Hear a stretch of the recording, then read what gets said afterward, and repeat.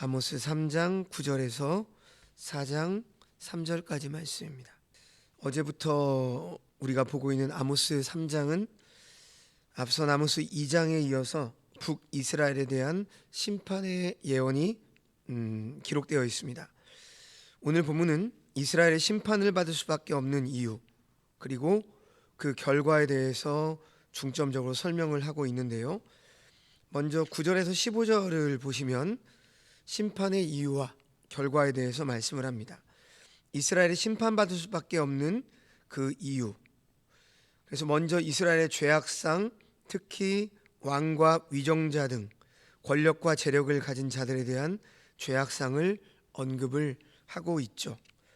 9절에서 10절을 보시면요, 아스돗의 궁궐들과 애굽 땅의 궁궐들, 즉 아스돗과 애굽이 연결되어 있습니다.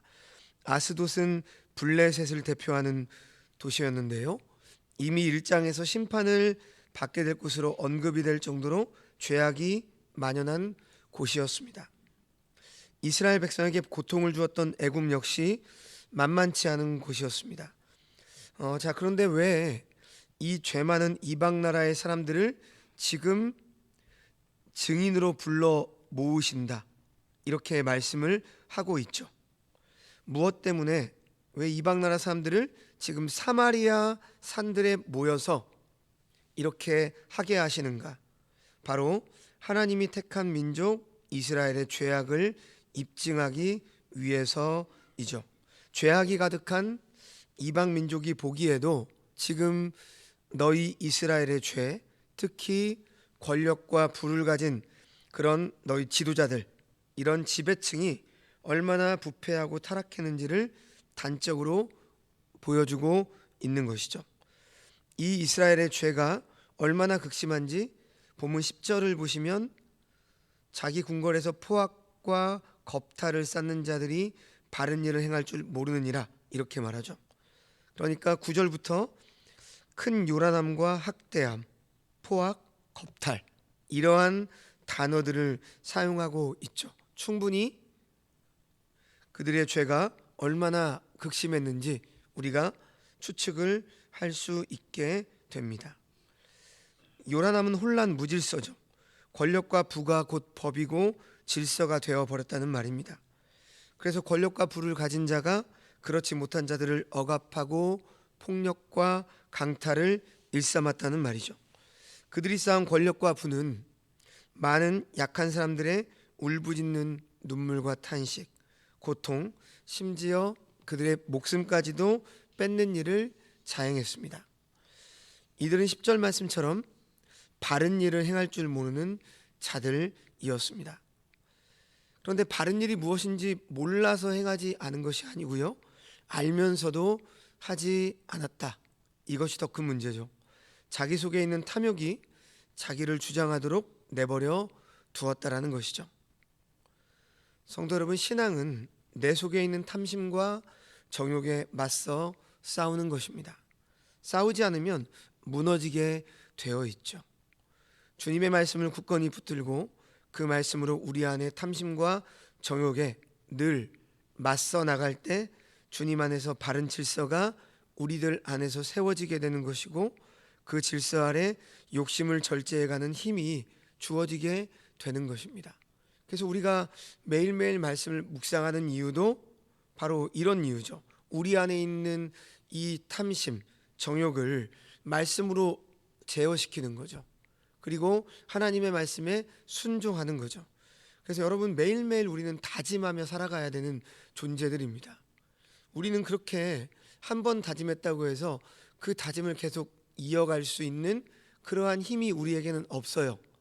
왜냐하면 세상은 언제나 우리를 미혹하고 사탄마귀도 언제나 우는 사자처럼 두루다니며 삼킬 차를 찾기 때문에 우리는 늘 말씀을 통해서, 쉽게 말해서 무장하고 깨어 있어야 한다라고 하는 거죠. 자, 이제 11절에서 15절까지는 이스라엘의 극심한 죄악상에 대한 결과를 기록하고 있습니다. 11절을 보시면요, 먼저 사면에서 대적이 일어나서 이 나라를 포위하고 요새들을 약탈하게 될 것이다. 그러다 12절 말씀처럼 사자에게 잡아먹히고 겨우 두 다리와 귀 한 조각만 남아서 있는 양의 모습이 바로 이스라엘의 신세가 될 것이다. 이렇게 말씀을 하죠. 또 대적에 의해서 죽임을 당하거나 포로로 끌려간 뒤에 남겨진 침상 모서리와 걸상의 방석과 같은 비참한 모습이 바로 너희 이스라엘의 신세가 될 것이다. 이렇게 말씀을 합니다. 이뿐이 아니죠. 14절과 15절을 보시면 우상의 본거지인 베델의 제단을 다 꺾어버리실 것이고 사마리아의 왕이나 귀족 계층의 부정과 사치, 허영을 잘 드러내는 상하궁을 파괴할 것이다. 이렇게 말씀을 합니다. 즉 죄에 대해서 철저하게 심판하실 하나님의 의지를 오늘 말씀을 통해서 잘 보여주고 있습니다.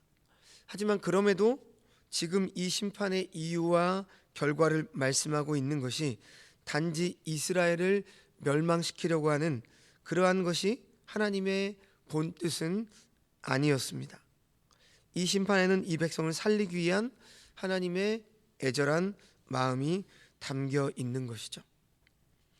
그러므로 우리는 죄의 결과도 늘 잊지 말아야 합니다만 언제나 심판에 담긴 하나님의 그 본 뜻도 애절한 마음도 늘 읽을 수 있어야 하는 것입니다.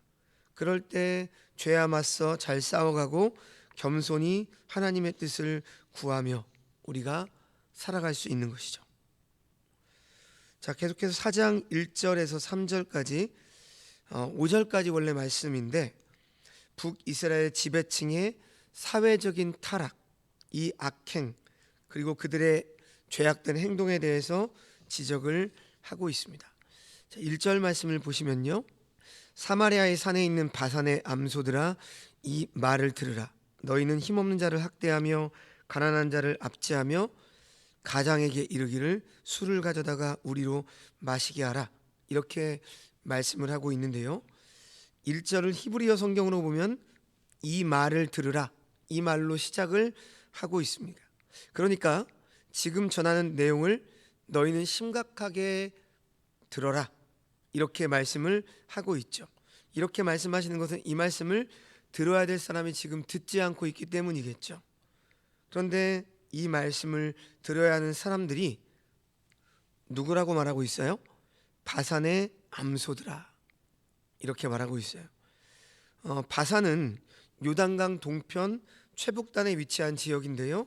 해발 500에서 700m에 이르는 고원지대인데 갈릴리 호수와 요단강, 야르묵강을 끼고 있는 아주 토지가 비옥하고 목초도 많은 지역입니다.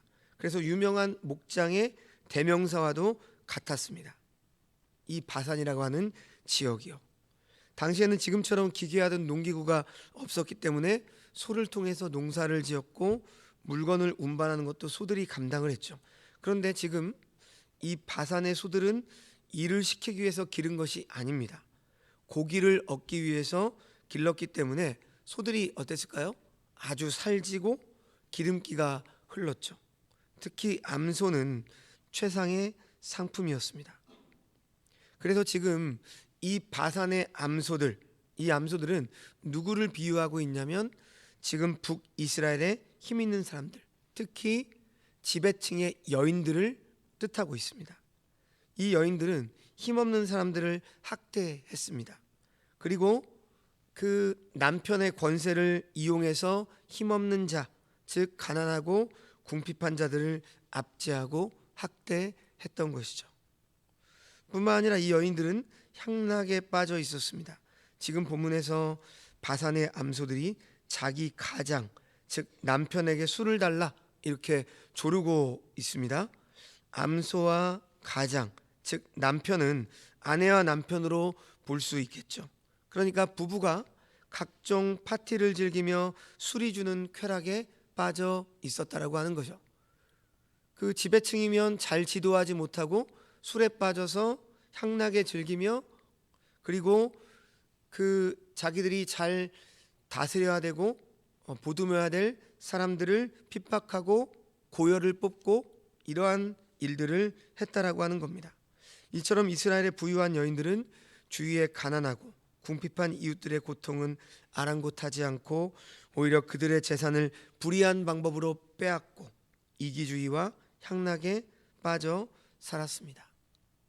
이 말씀은 남자나 여자나 할 것 없이 모든 기득권자들의 학대와 압제, 향락에 빠져 있는 것을 지금 꼬집어서 말하고 있는 거죠. 잠언 14장 1절에서 솔로몬 왕은 이렇게 말을 했습니다. 지혜로운 여인은 자기 집을 세우되 미련한 여인은 자기 손으로 그것을 허느니라. 한 가정이 건강하게 세워지는 데에도 여인의 믿음과 생각과 삶의 영향력이 지대하고요. 가정의 총연합인 한 국가가 건강하게 세워져 가는 데에도 그 역할이 지대한 것이죠. 북이스라엘은 남편과 아내, 남자와 여자, 특히 많은 것을 가지고 높은 자리에 앉은 사람들이 몹시도 탐욕적이었고 쾌락적이었고 불신앙적이었습니다. 그래서 계속해서 2절, 3절을 보시면요. 먼저 2절 말씀, 이러한 범죄를 저지르고 있는 이스라엘의 상류층들을 향해서 이렇게 말씀을 하십니다. 주 여호와께서 자기의 거룩함을 두고 맹세하시되 때가 너희에게 이를지라. 사람이 갈고리로 너희를 끌어가며 낚시로 너희의 남은 자들도 그리하리라. 하나님께서는 자신의 거룩함을 두고 맹세하신다, 이렇게 말씀을 하죠. 맹세는 원래 본래 자기보다 더 높은 존재 앞에서 하는 거죠. 그렇죠? 그러나 지금 하나님께서는 자기 이름으로 나의 거룩함을 두고 맹세를 하겠다. 하나님보다 더 높은 존재가 없기 때문에 지금 하나님께서는 언제나 하나님의 거룩함을 두고 맹세를 하는 겁니다. 그렇게 맹세하심은 말씀하시는 것을 반드시 내가 이루겠다, 이것을 강조하는 것이죠. 우상을 숭배하고 이웃을 억압하던 북이스라엘의 부유한 특권층에 사람들이 끌려가는 모습이 갈고리에 걸린 고기와 낚시에 걸린 물고기와 같을 것이다, 이렇게 빗대어서 말씀을 하죠. 고대 중동에서 전쟁에서 패전을 하면 백성들의 입술 부위에 갈고리를 꿰어서요 밧줄로 연결해서 끌고 간 그러한 역사가 있었습니다. 자, 마지막 3절 말씀입니다. 너희가 성 무너진 데를 통하여 각기 앞으로 나가서 하르몬에 던져지리라. 여호와의 말씀이니라. 사람들이 포로로 끌려가는데요, 각기 한 사람씩 일렬로 끌려 나오게 된다, 이런 뜻입니다. 마치 그 모습이 정육점의 냉동고 천장에 달린 고깃덩이나 줄에 한 줄로 꿰인 물고기처럼 끌려가게 될 것이다. 비참함을 말하고 있죠. 처참할 정도로 무너져 폐허가 된 사마리아 성을 밟고 나가며 어디인지 정확하게 알 수 없는 형벌의 장소인 하르몬까지 끌려가게 될 것이다. 오늘 말씀은 이렇게 말씀을 하고 있습니다.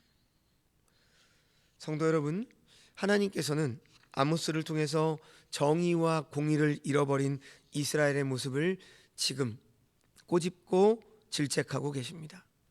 그것을 잃어버렸기에 곧 죄악이요, 그렇기 때문에 하나님은 이에 대해서 보응을 하시겠다. 하나님은 아스돗과 애굽 사람들로 하여금 사마리아 성중에서 횡행한 요란함과 학대를 보게 하라고 말씀을 하고 있습니다. 이스라엘은 시내산에서 하나님과 언약을 맺고 모세를 통해서 율법을 받았습니다. 어떻게 하나님을 섬기고 예배해야 되는지를 율법을 통해서 구체적으로 받았습니다. 그런데 지금 이스라엘 백성들은 받은 율법 속에는 예배의 형식에 관한 조문들만 있는 것이 아니고 그 속에는 어떠한 사회를 만들어가야 되는 것이고 이웃과 어떻게 관계를 맺어야 되는지에 대한 사회법과 도덕법에 관한 조항들 또한 포함되어 있었습니다.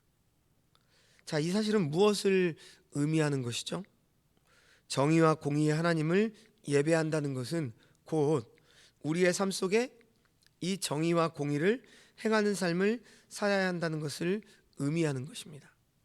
우리가 몸담고 있는 이 나라, 사회 속에서 우리의 이웃을 대하는 삶의 태도와 방식 또한 우리의 신앙생활에서 매우 중요한 영적 가치를 지니게 되기 때문이죠. 지금까지 한국교회는 나와 하나님과의 관계만을 중요하게 생각하는 신앙을 강조해 왔습니다. 그렇기 때문에 자연스럽게 이웃의 범위도 매우 좁아졌죠. 내 가족, 우리 교회, 이렇게 개인적인 영역으로만 제한을 했습니다.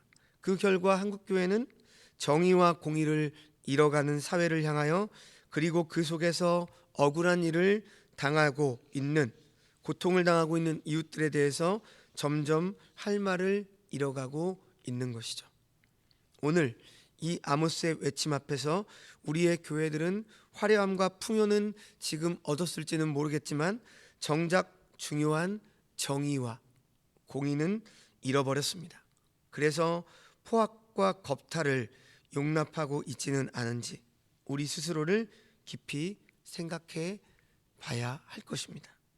정의와 공의, 가난한 이들과 약자들에 대한 배려가 없는 사회, 그리고 그들의 고통에 대해서 전혀 공감하지 못하고 오히려 불평하는 사회는 결코 건강한 사회라 할 수가 없는 것이죠. 나아가서 불의에 대해서 무감각하고 자기 자신만 생각하는 이기주의가 만연해 있다면 우리 사회는 아모스가 겪었고 외쳤던 대상과 동일한 사회, 동일한 교회가 될 것입니다. 하나님께서는 아모스를 통해서 개인적 신앙을 넘어서 오늘 이 땅을 살아가고 있는 예수 그리스도를 고백하는 당신의 백성들에게 부여되는 이 사회적 책임과 의무 또한 결코 잃어버려서는 안 되는 소중한 영적인 가치임을 말씀하고 있습니다. 성도 여러분, 우리의 신앙의 주된 관심은 나 자신에게만, 그리고 나와 관계된 주변에만 혹시 집중되어 있지는 않습니까? 사회를 개선하고 정의를 세우는 일에 무관심하지는 않으십니까? 사회적인 고통과 악에 대해서 내 일이 아니라고 침묵하고 있거나 눈물을 흘리며 괴로워하는 이들의 탄식을 귀찮아하거나 비난하고 있지는 않습니까? 우리가 발을 딛고 있는 오늘 이 땅 위에 하나님 나라를 확장해가는 그리스도인으로서 우리의 발걸음을 다시 한번 점검해보고 하나님 앞에서 해야 될 우리의 신앙을 점검해 보시는 주의 백성들이 되시기를 주님의 이름으로 축원합니다. 기도하겠습니다. 하나님 아버지, 오늘 북이스라엘 백성들, 특히 지도자, 특권층의 사람들은 하나님보다 하나님께서 주신 것들을 더 크게 여기고 그것으로 사람들을 짓누르는 일을 많이 행했습니다. 하나님을 섬긴다고 하면서 우상을 겸하여 섬기고 여러 종류의 예배를 드렸지만 전부 형식뿐이었고 그 중심은 조금도 하나님을 향하지 않았습니다. 그래서 하나님께서는 여러 재앙들을 말씀하셨고 하나님께로 돌아오라고 간절히 말씀하셨지만 그들은 여전히 돌아오지 않았습니다. 하나님 아버지, 간절히 바라옵나니 우리의 형식과 더불어 우리의 중심이 하나님만을 향하게 하시고 하나님께로 돌아가게 하여 주옵소서.